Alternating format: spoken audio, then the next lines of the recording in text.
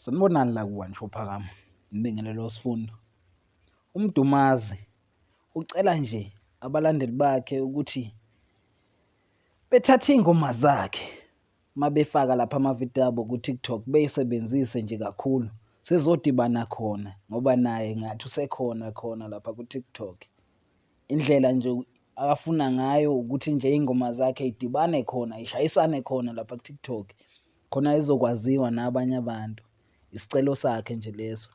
Sacela nje balandeli bakhe ukuthi nimsupport-e, ukuthi niy'thathe nje iy'ngoma zakhe nenze amavidiyo niyi-upload-e khona ku-TikTok. Ningakhohlwa-ke uku-like-a noku-subscribe-a. Ngiyabonga.